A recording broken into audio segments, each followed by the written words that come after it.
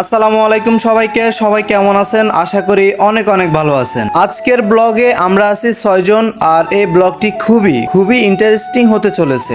আজকে আমরা যাচ্ছি এমন একটি জায়গায় যা প্রাকৃতিক সৌন্দর্যে ভরপুর, তবে এর আরেক পাশে রয়েছে অত্যন্ত ভয়ঙ্কর কিছু। প্রথমেই বলি, আমরা যাত্রা শুরু করি একটি গ্রামের সরু রাস্তায়। রাস্তাটি ঘন গাছপালা দিয়ে আবৃত, মনে হয় যেন প্রকৃতির আঁচল আমাদের ঘিরে রেখেছে। কিছু দূর হাঁটার পর আমরা দেখতে পাই একটি সাঁকো, যার দুই পাশে গভীর ড্রেন, আর সে সাঁকোটি ছিল বেশ ঝুঁকিপূর্ণ। আস্তে আস্তে আমরা সবাই সাঁকো পার হয়ে গেলাম। এই সাঁকোর পিছনে একটা ইতিহাস রয়েছে, আপনাদের সাথে সবকিছু শেয়ার করব, পুরো ভিডিওটি দেখতে থাকুন। আর গ্রামের সাঁকোর উপর দিয়ে হাঁটা আমার কাছে খুবই ভালো লাগে।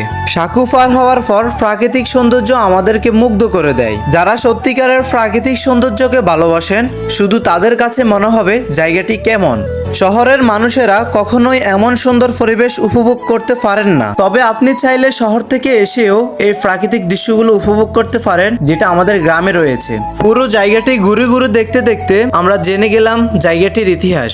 কিন্তু কেন জানি প্রাকৃতির ভালোবাসা বারবার আমাকে মুগ্ধ করে দেয়। মন চায় শুধু আমি প্রাকৃতির মাঝে হারিয়ে যাই। তো আমরা সবাই এই জায়গাটি ঘুরে দেখতেছি জায়গাটি কেমন। সত্যি কি জায়গাটিকে ঘিরে এত বড় ইতিহাস তৈরি হয়েছে? জায়গাটির এক পাশের সৌন্দর্য দেখে আমার মনেই হয় না অন্য পাশটা এতটা ভয়ঙ্কর। চলুন আপনাদেরকে শুনাই জায়গাটির কিছু ভয়ঙ্কর কথা। প্রথমত হচ্ছে, আমরা এখন যে রাস্তা দিয়ে হাঁটতেছি এটি একটি পরিত্যক্ত রাস্তা। বেশ কয়েক বছর আগে এই রাস্তা দিয়ে মানুষ চলাফেরা করত অনেক বেশি, কিন্তু হঠাৎ এখন কোনো মানুষের চলাফেরা নাই। এই রাস্তার আরেকটু সামনে ঠিক হাতের ডান পাশে একটা গাছে প্রায় 5 থেকে 6 বছর আগে একটি মেয়ে গলায় ফাঁস দিয়ে আত্মহত্যা করেছেন। ঠিক তার কয়েকদিন পরে একটি ছেলেও একই গাছে আত্মহত্যা করেছেন। আমরা এখন যে জায়গাটিতে দাঁড়িয়ে আছি, এই জায়গার পিছনেও রয়েছে অনেক ইতিহাস। আরো প্রায় 3 বছর আগে একটা ছোট্ট বাচ্চা ছেলে বাবার হাত থেকে পড়ে পানিতে ডুবে মারা যায়, কিন্তু তার বাবা বলতেও পারবে না।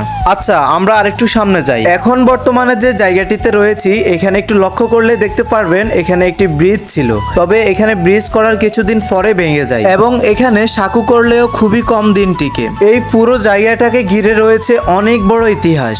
জায়গাটির ভয়ানক ইতিহাস শুনে আমি অবাক হয়ে গেছি। আজকের ভ্রমণটা ছিল সত্যি দারুণ এবং অদ্ভুত। আমাদের ভ্রমণটা ছিল খুবই ভালো।